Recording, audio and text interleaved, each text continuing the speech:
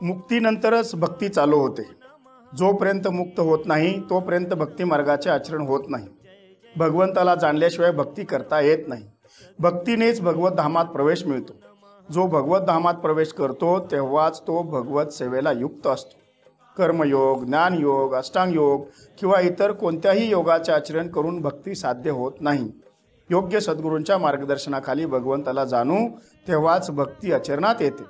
सद्गुरू निरर्थक गोष्टीपासून साधकांना बाजूला करतात व अखंड भक्तिभाव, सेवाभाव यावर आरूढ करून साधकाकडून अखंड भक्ती करून घेत असतात। विश्वदर्शन होण्याआधी अर्जुन भगवंताला कृष्ण समजत होता, सखा मित्र समजत होता, आत्तेभाऊ समजत होता। विश्वदर्शन, ज्ञानदर्शन, विभूतियोग समजला तेव्हा कृष्ण, सखा, मित्र, आत्तेभाऊ म्हटल्याचं अर्जुनाला पश्चाताप होत होता। हा लीलाधारी, चक्रधारी, विश्वव्यापक, ज्याच्या इच्छेनुसार जग चालतंय तो महानात महान सर्वश्रेष्ठ ईश्वर, त्याला माझा मेव्हणा म्हणत होतो। किती अपराध करत होतो, किती गुन्हा करत होतो, तरी याला कधी राग आला नाही किंवा याला कधी कमीपणा वाटला नाही। सर्व अपराधातून, सर्व गुन्ह्यातून मला मुक्त ठेवून हा मला अद्भुत गीतायोग समजून सांगतोय, आपलं स्वरूप दाखवतोय, माझ्या भरकटलेल्या मनाला स्थिर करतोय, शांत करतोय। भिवू नकोस, मी तुझ्याबरोबर आहे। तुझी काळजी करण्याची, तुला काळजी करण्याची किंवा भिण्याची गरज नाही। हे सर्व माझंच प्रयोजन आहे, हे आपल्या अंतरीचं भूत सांगतोय। हा किती दयाळू आहे, किती कृपाळू आहे, किती क्षमाशील आहे असे वाटून अर्जुन भगवंताकडे क्षमा याचना करण्यासाठी सतत हे भगवंता, हे ईश्वरा, मला माफ कर, मला क्षमा कर असे म्हणून नतमस्तक होऊन हात जोडून नमोस्तुते, नमोस्तुते, नमोस्तुते असे अनेक वार म्हणत होता, सतत म्हणत होता। अनेक वेळा म्हणून सुद्धा थांबत नव्हता। हे म्हणणं थांबवावं असं त्याला वाटत नव्हतं, सतत म्हणावं असंच वाटत होतं। याप्रमाणे सद्गुरू बोधावर दृढ झाल्यावर ईश्वरी साक्षात्कार होऊन ईश्वराशी अनन्य झालेल्या साधकाला तसं होतं। जीवाशी अभिन्न असणाऱ्या सद्गुरुनाथा, तुमचा अनुग्रह ज्या पुरुषावर आहे अशा पुरुषाच्या वृत्तीस विषय होणारे जे स्वरूप सुख ते तुम्हीच आहात। या त्रैलोक्याला आश्रय असणारी जी माया, त्या मायेलाही आश्रय तुम्हीच आहात। म्हणूनच हे सद्गुरुनाथा, आपल्याला परमधाम असे म्हणतात। प्रलय काळाच्या वेळी माया ही तुमच्या स्वरूपाचे ठिकाणीच लीन होते। फार काय सांगावे सद्गुरुदेवा, हे जग तुम्हीच विस्तारले आहे, तेव्हा अनंत रूप असे जे तुम्ही, त्या तुमचे वर्णन कोण करू शकेल? देवा, तुम्ही जात नाही अशी या जगात कोणती वस्तू आहे? कोणत्या ठिकाणी आपण नाही? हे असो, जसे तुम्ही असाल तसा तुम्हाला माझा नमस्कार। हे सद्गुरुनाथा, वायू तू, शासनकर्ता यम तो तू, प्राणीमात्राच्या ठायी राहणारा जठराग्नी तो तू, वरुण, चंद्र, जग उत्पन्न करणाऱ्या ब्रह्मदेवाच्या देवाचाही जनक तो तू। हे जगन्नाथा, जे जे म्हणून दृश्य अदृश्य आहे ते सर्व तुम्हीच आहात, म्हणून तशा त्या तुम्हाला नमस्कार असो। ह्याप्रमाणे परमभक्तियुक्त चित्ताने साधक सद्गुरूंना नमस्कार करतो। पुन्हा पुन्हा सद्गुरूंना नमस्कार असो असे साधक म्हणत राहतो। पुन्हा सद्गुरूंना निहाळून पाहून पुन्हा पुन्हा नमस्कार प्रभो, नमस्कार प्रभो म्हणून पुन्हा पुन्हा नमस्कार करू लागतो। एक एक अवयव पाहता पाहता चित्तात समाधान वाटून पुन्हा पुन्हा नमस्कार प्रभो, नमस्कार प्रभो म्हणू लागतो। ह्या स्थावर जंगम सृष्टीमध्ये परमात्मा भरला आहे हे पाहून पुन्हा पुन्हा नमस्कार प्रभो, नमस्कार प्रभो असे म्हणू लागतो। अशी अद्भुत रूपे श्री अनंताचे ठिकाणी आश्चर्याने पाहून वारंवार नमस्कार असो, नमस्कार असो असे म्हणू लागतो। नमस्कार करण्याशिवाय अधिक स्तुती करण्याचे त्याला काही सुचत नाही। सतत नमस्कार करणे ही स्तुती योग्य वाटून लीन होतो। भगवत भावित होऊन वारंवार नमोस्तुते, नमोस्तुते करून गर्जना करू लागतो। प्रेम भाव किती ओसंडत असतो ते त्याला कळत नाही। याप्रमाणे त्याने हजारो नमस्कार करून सुद्धा तो पुन्हा सद्गुरूंना म्हणतो, माझ्यासमोर जे तुम्ही दिसत आहात त्या तुम्हाला नमस्कार असो असे म्हणून तेथे नतमस्तक होऊन लीनच होतो। सद्गुरूंना अनन्य भावाने नमस्कार करणं हीच त्यांची स्तुती, हेच त्याचे कीर्तन, हीच त्याची आराधना।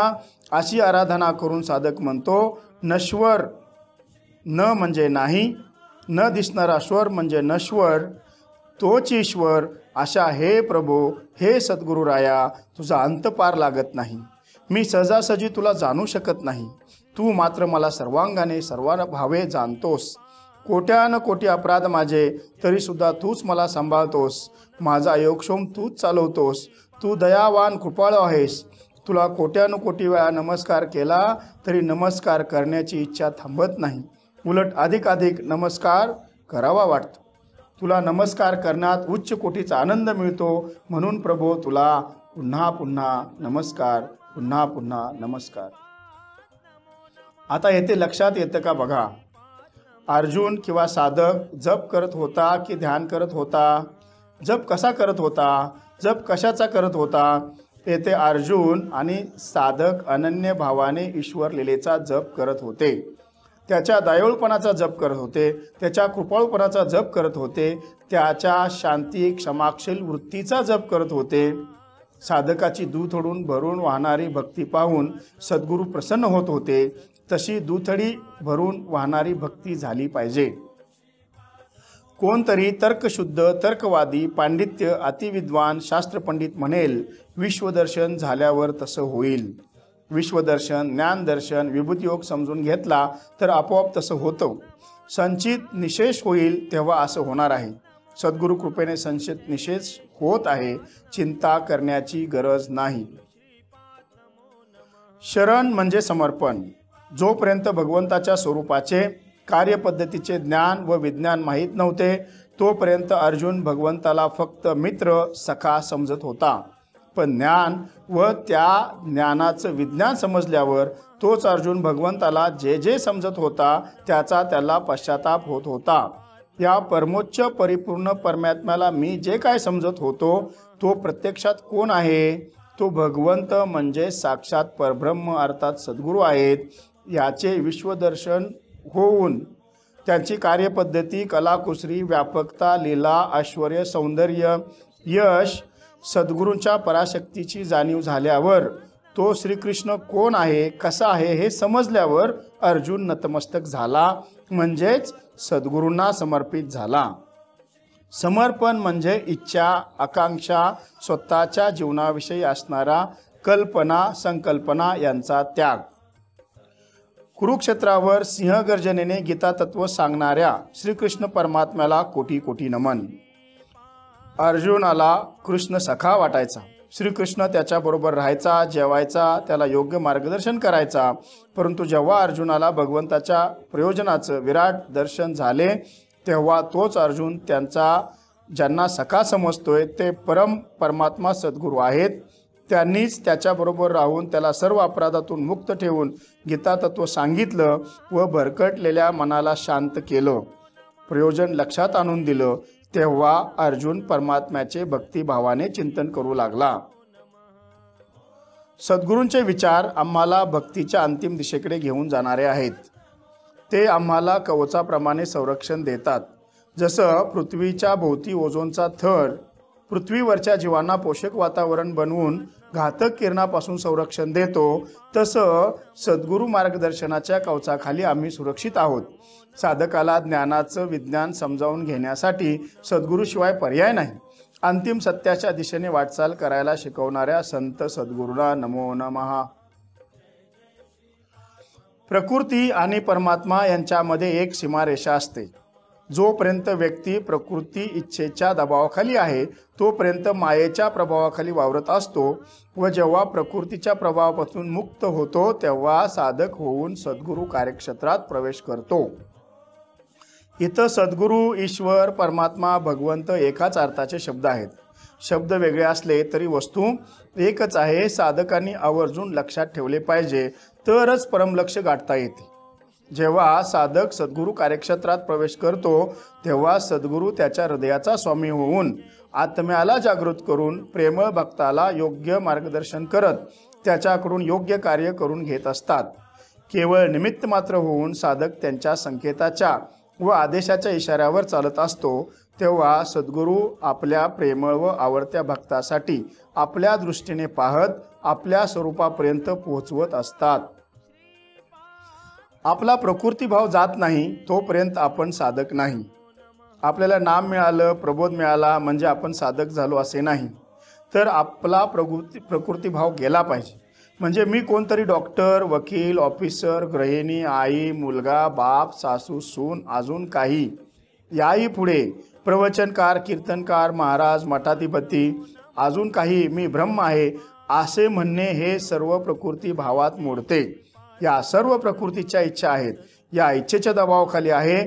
तोपर्यंत मायेच्या प्रभावाखाली म्हणजे देहभावाच्या प्रभावाखाली आहे. प्रकृतीच्या प्रभावापासून मुक्त होतो तेव्हा साधक होतो. जेव्हा साधक होऊ तेव्हाच सद्गुरू कार्यक्षेत्रात प्रवेश होईल. तेव्हा सद्गुरू आपल्या प्रेमळ व आवडत्या भक्तासाठी आपल्या दृष्टीने पाहत असतात. श्रीपाद बाबा साधकात मिळून मिसळून सामानासारखे राहून ताई, भाऊ म्हणत विषय प्रयोजन सांगायचे. त्यामुळे ते आपल्यातलेच एक आहेत असं बऱ्याच मंडळींना वाटायचं. म्हणून काही जणांना हा घोटीचा म्हातारा, चव्हाणाचा म्हातारा वाटायचा. पण काही अत्यंत चतुर व बुद्धिमान साधकांनी त्यांना ओळखलं होतं की साक्षात परब्रह्म माझ्यासाठी अवतरला आहे. हे परब्रह्म माझ्यासहित सर्व चराचराचा योगक्षेम चालवत आहे. त्रिगुणातील जड प्रकृती व गुणातीत सद्गुरू यांच्यातील भेदयुक्त ज्ञान होईल. त्यावेळेला आपण सर्व भावाने त्यांना शरण जाऊ.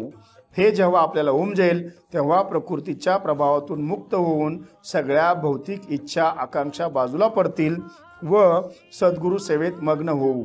आपण जेव्हा बाबांच्या प्रयोजनाप्रमाणे आपले नियोजन करतो तेव्हा ते आपल्या हृदयाचे स्वामी होतात व आपल्याला पुढचं मार्गदर्शन करून स्वरूपापर्यंत पोहोचवतात. जय.